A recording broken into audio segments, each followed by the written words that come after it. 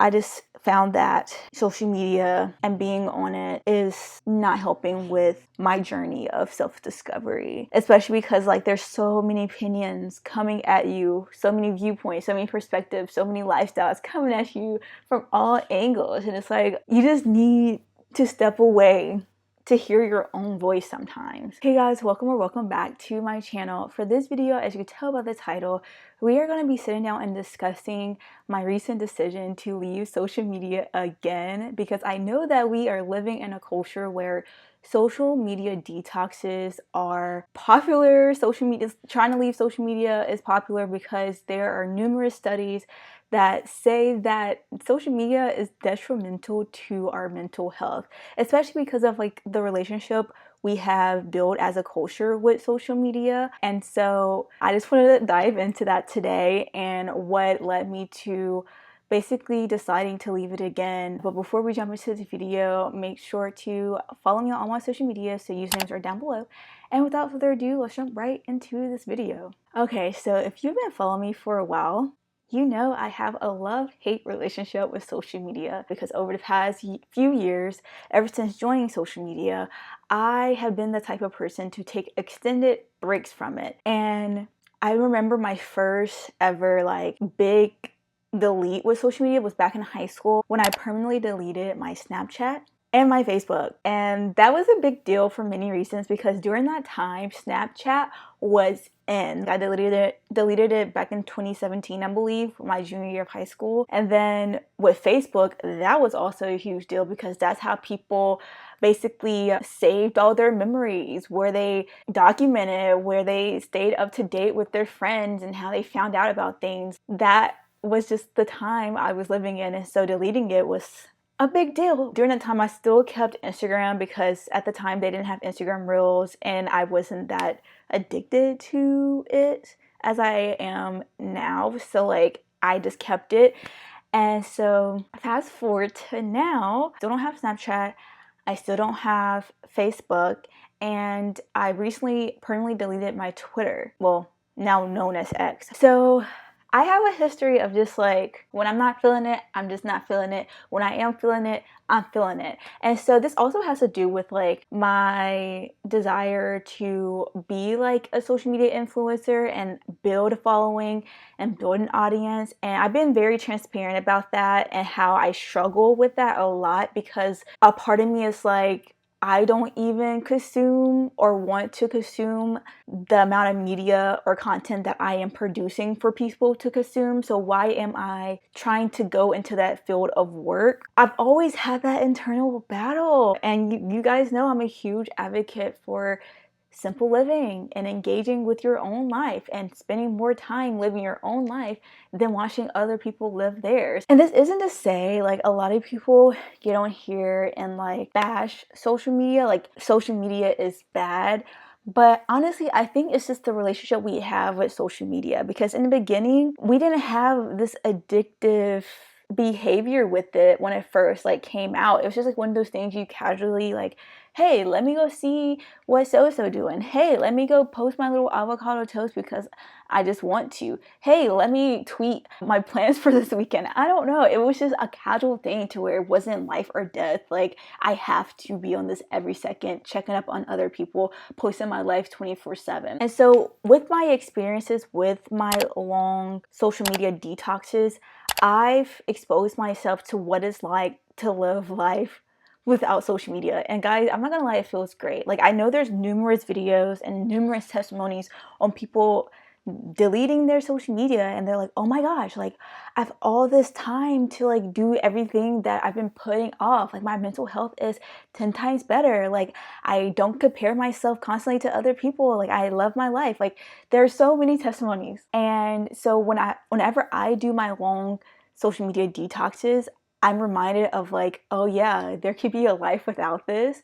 And I honestly consider myself to be kind of lucky, because I was born in 2000. And I always talk about this because I'm like, I was exposed to a life like where social media really wasn't like popping like that. So I had a normal childhood, and I had that experience of like, okay, if I'm bored, let me go hang out with my friends. Like whenever I lived in a neighborhood, I would just go get on my bike and go spend time at my friend's house all day. Or I was a huge book reader, so I would spend hours in the library just choosing books, picking out books and reading books. Like literally back in the day, I would sit in my room all day and just read.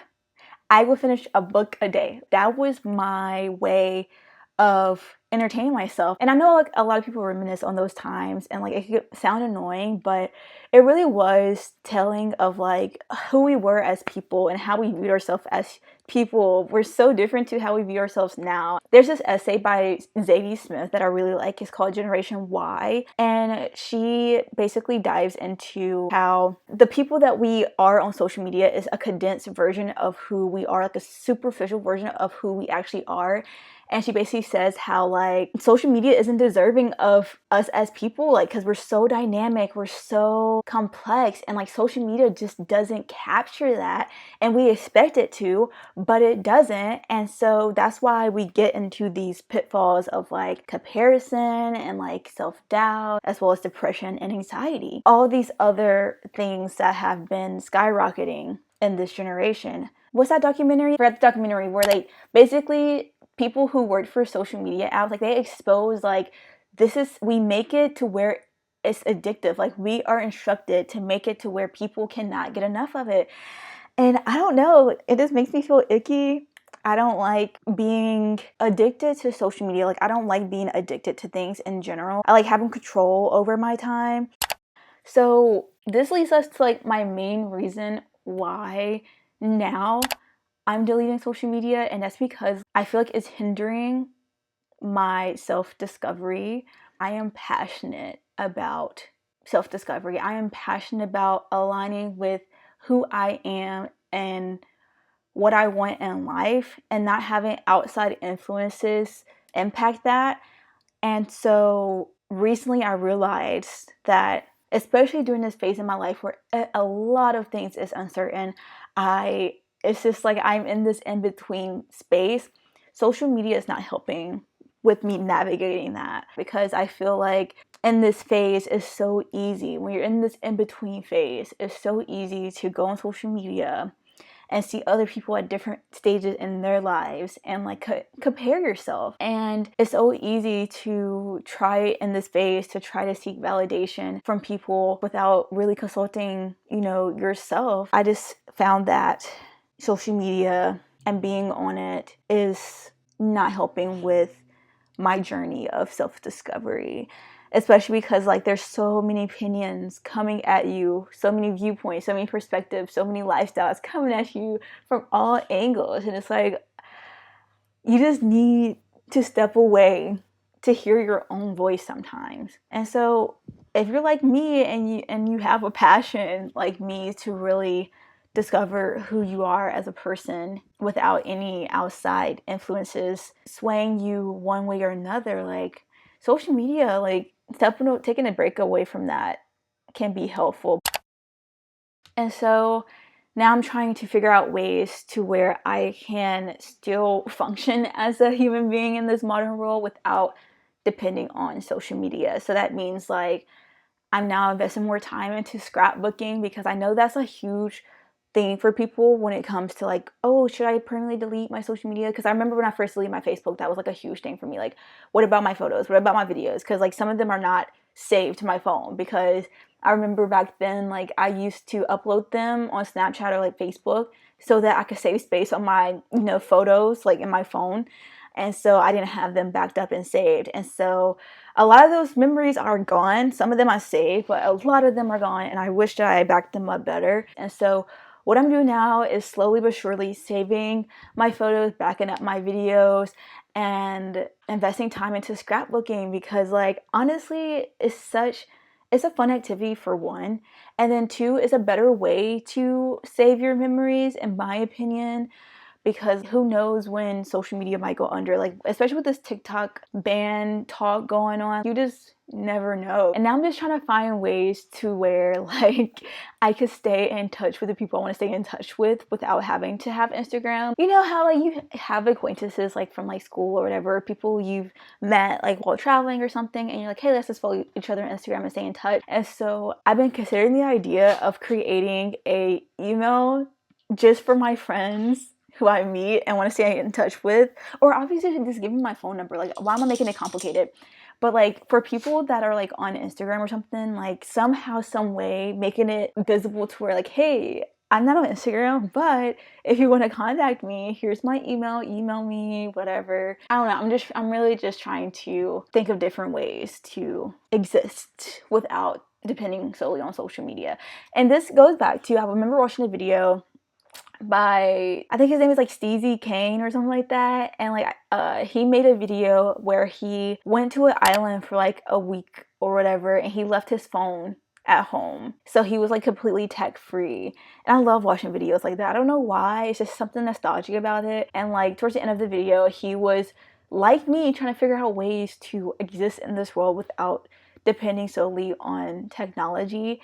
And he even considered the possibility of getting an old school like flip phone or whatever, to where you could only call and text on it. And I'm not gonna lie, I considered that as well, like back in the day when I was like really into like digital minimalism. I feel like we're now moving more into the space of like, hey, let's figure out different ways we could do this whole life thing, staying in touch, keeping each other updated. I feel like there's more and more people going into that space. So yeah, that's where I am today. I just realized that at the beginning of this video, I told you guys to go follow me on all my social medias, and you guys still can. I'm just not on there right now. And like, I'm gonna keep you guys updated on my journey with deciding what I want to do with social media. But as of now, I just want to encourage you guys to go to my blog, my website, aaliyahinspired.com. Go sign up to my newsletter. I haven't started sending out newsletters yet, but eventually I will. I have more time to send out newsletters. I think that is pretty much all I want to talk about. But yeah, let me know your thoughts on this topic as well. Have you been in this headspace of considering deleting social media? Why?